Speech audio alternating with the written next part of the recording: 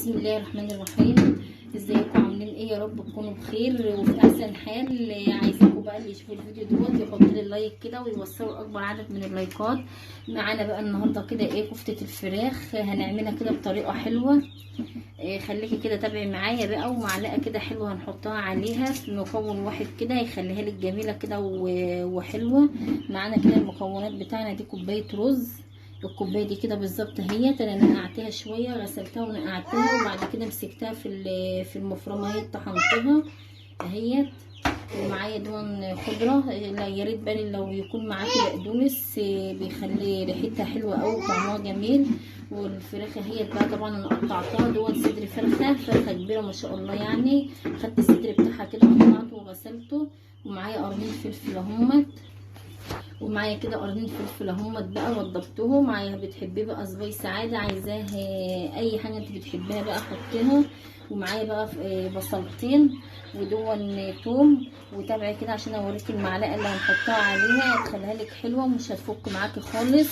وهتعمليها بقى باي طريقه، ممكن تعمليها تصبعها او تشويها في الفرن عادي، وممكن تعمليها بالطريقه اللي انا هعملها بيها، بتبقى طريقه حلوه قوي. وتعملي بقى جنبها شويه رز كده او اي حاجه، او تاكلها بعيش بتبقى جميله. يلا بقى كده ايه، تابعي معايا بقى كده.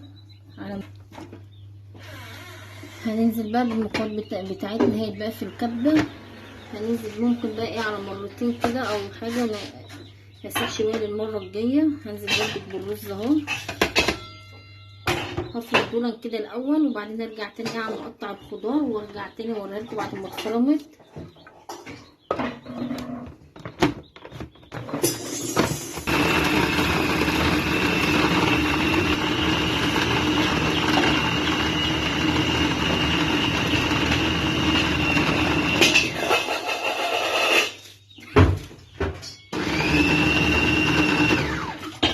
بنضف بقى كده حواليا والحاجه بتتعمل وكاتمه الصوت بس علشان ما يعملش بس دوشه كده. نضفت اهوت والحاجه بتخلص معايا عشان تبقى كده كل حاجه خلصانه اول باول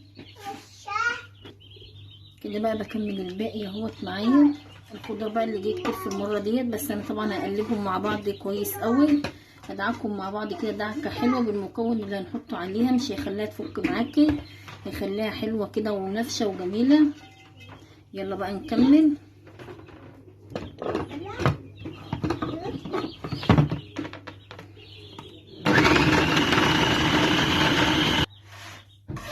كده بقى كده خلصتها وضربتها مع بعض كويس اهي تاني في الكبه. دي بقى ايه، معلقه بيكنج باودر اهيت، بتيجي من طبعا في اي عطاره في اي محل موجوده بتاع الكيكه اهيت. هاخد بقى ايه حوالي نص معلقه كده، انا باخد بالبركه كده، مبحبش اعايب بصراحه. نص واهيت حطيت بقى ايه حوالي يعني نص الباكو تقريبا حطيته. ايدينا طبعا بقى مغسوله ونضيفه بقى، وتبداي بقى تقلبي كل ده بقى كده في بعضه، تقلبيها بقى كويس كده تخلطها حلو وتدخليها التلاجة ترتاح حوالي نص ساعة كده. وتسيبيها بقى ايه وتطلعيها بقى. اما اسيبها ترتاح نص ساعة هطلعها نصبعها سوا دلوقتي ونشوف هنعمل فيها ايه.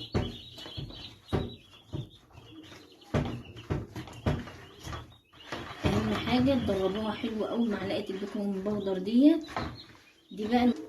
انا حطيت بيكنج باودر وبيتحط لها بيضه واحده بس، انا مش هحطها. ولو حطيت البيضه هوريها لكم برده وانا بحطها وعادي مش مشكله لما اطلع. اهم حاجه بس البيكنج باودر تقلبيه كده فيها كويس وتسيبيها بقى تدخليها التلاجة ترتاح ونرجع لها بعد نص ساعه. الكفته بقى طبعا بعد ما طلعناها من التلاجة اهي، سبتها تقريبا حوالي ساعه. حطيت بقى كده ايه طاسه على النار فيها شويه، فيها توم ومعلقتين زبده. والطاسه التانية بقى حطيت فيها زيت. وتعالي بقى كده ايه بقى نصب على الكفته بتاعتنا على ما نعمل لها التخديعه ديت. الكفته دي بقى مش عارفين بقى نسميها ايه بقى بصراحه، نسميها بقى كفته ايه بقى، كفته داوود باشا ولا نسميها ايه مش عارفه بقى، سموها زي ما تحبوا بقى. هنصبحها بقى كده زي الحجم اللي تحبيه، عايزاها رفيعه ماشي بس انا مش هخليها رفيعه قوي.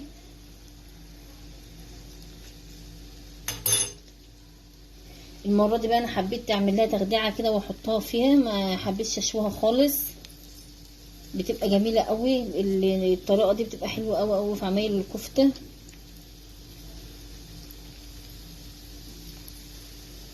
واحنا بنسوا بقى، انا قلت ايه، قررت بقى كده ان انا اعمل شويه رز برضو جنبها، او حابه تعملي برضو مكرونه براحتك.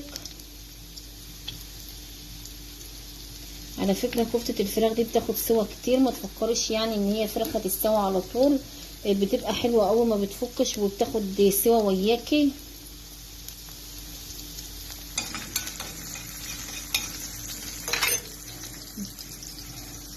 الزيت بس يقدح وابدا احمرها فيه على ما التخديعه بتاعتها تستوي برضو ايه، واقلبها فيها. يلا مستنيه ايه بقى انت وهي؟ خش معايا كده الفيديو بقى، تعالي بقى كده شوفي كفته داوود باشا ولا كفته ام احمد زي ما تسميها بقى انت وهي. الله الله على شويه الكفته الحلوين دول. شايفه الكفته كده وجمالها كده، مش هتبطلي تعملوها خالص.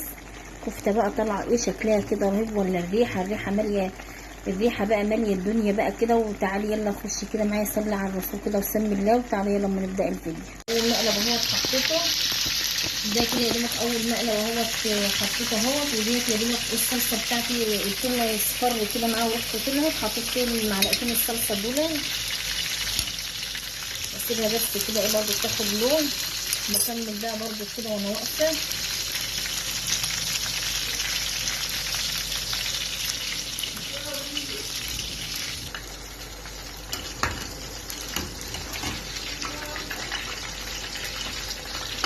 نطلع بقى كده اللي اتعمل. الطريقه دي بقى بصراحه اللي بحط عليها شويه رز ديت وتجربيها، متعلماها بقى كده ايه من ست الكل طبعا، ست كبيره كده حبيبتي كده، إيه ربنا يشفاها يا رب ويبارك لها ويديها الصحه وطولة العمر.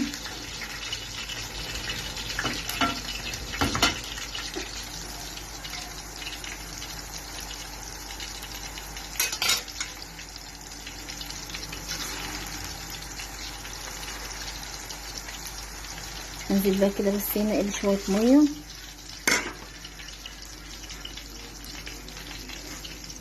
وكمل برضو بقى الكفته بتاعتي بصباحها كده برضو، كنت شغاله على النار.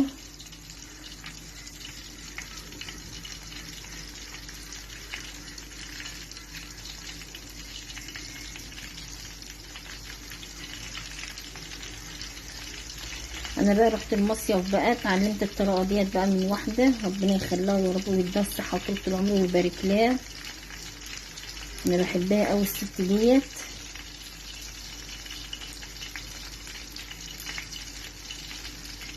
ما بتاخدش اصلا حاجه في التحمير.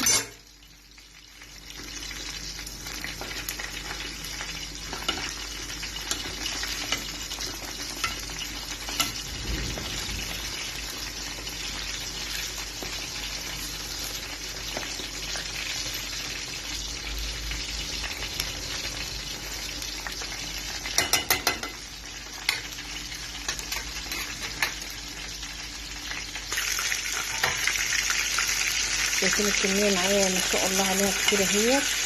كل ده بقى بصدر فرخه. شوفي بقى عملت علامات بقى وريمه اهوت بصدر فرخه واحده. تجيبي بقى الفرخه كده تاخدي بقيتها تدفيها كده في يوم جنبها اي حاجه برضو. وكده الصدر بتاعها اهوت عملنا له وصفه تانيه. اكيد طبعا عارفين ان ولادنا كلهم بيحبوا الحاجات دي، الكميه كبيره ما شاء الله. بس انا اللي حطيت طبق ايه مش مفروض شويه فمش باينه.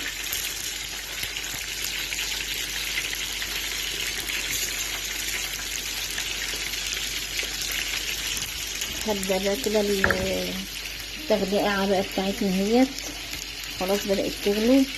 هنزل بقى فيها كده ايه واحده ماجي كده،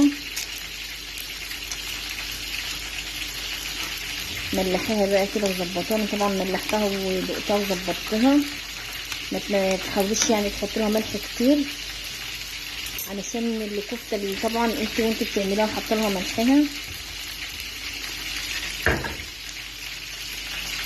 شايفه بقى الشويه الصوص بقى كده اللي هيطلعوا من تحتها تاكليهم بقى كده، وتنسي اي حاجه تانية طبعا جنبها، تنسي بقى الكفته جنبها على طول.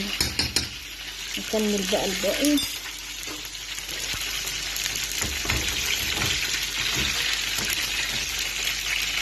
خدت بقى على طول كده ايه في التغديعه بتاعتي على طول. ننزل بقى بيها على ما نخلص بقى ايه التحمير بقى وتكمل سوا. ووريكي كده احنا عملنا ايه، ووريكي شكلها بقى النهائي بعد ما نخلص. عايزه بقى لو وصلت معايا لحد هنا بقى يا ريت بقى لايك واشتراك بالقناه. اول مره بتشوفونا، احنا بنعمل وصفات سهله وبسيطه، حاجات كده مش مكلفه خالص.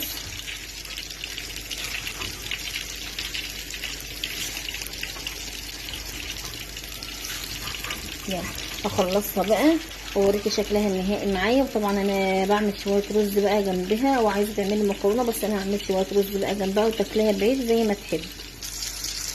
ودولت بقى كانوا اخر شويه معايا، اخر حبه همت.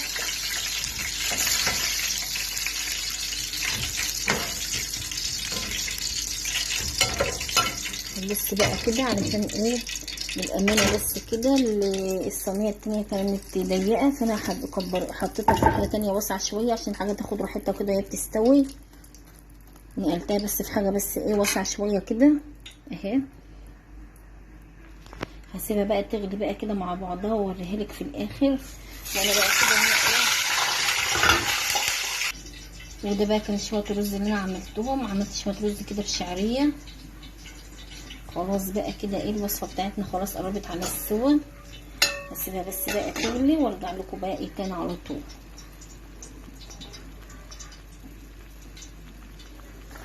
شايفين شامين الريحه ولا طعمها؟ الطعم بقى خطير، ما اقولكيش بقى على طعمها وعلى ريحتها. دلوقتي هي خلاص كده بدأت تستوي. ما تخافيش من كفتة الفراخ ديت خالص، هي بتاخد سوا كتير، ولو طلعتها دلوقتي تلاقيها مستويه، ولو سبتها تستوي معاكي عمرها ما هتفك وياكي ابدا، بتفضل حلوه كده وكويسه وياكي. شايفه بقى كده بعد ما خلصت سوا. وده شويه ده الرز اهوت بقى والكفته معايا، الرز بتاعه اهوت بقى والكفته. وبصراحه كده احلى طبق كفته بقى. عايزين بقى نشوف بقى كفته داوود باشا بقى ولا كفته ام احمد. سايباكم بقى تحكموا انتوا وتقولوا ايه رايكم بقى في الكومنتات. سموها داوود باشا، سموها كفته ام احمد، الاسم اللي يعجبكم بقى. بس اهم حاجه تجربي الطريقه بتاعتي. وجنبها بقى شويه مخلل كده حلوين من اللي احنا عاملينه سوا، الليمون المعصفر اللي كنت عاملاه وياكم والزيتون. وده شويه لفت بقى كده حلوين. عايزه رايكم بقى، وهتنسي اللايك بقى. ولو وصلت بقى معايا لحد هنا يا ريت بقى ايه لايك كده وسبسكرايب بقى للقناه. ما تنسيش تحط اللايك بقى يا حلوه انت وهي. والسلام عليكم ورحمه الله وبركاته. احلى متابعين في الدنيا كلها.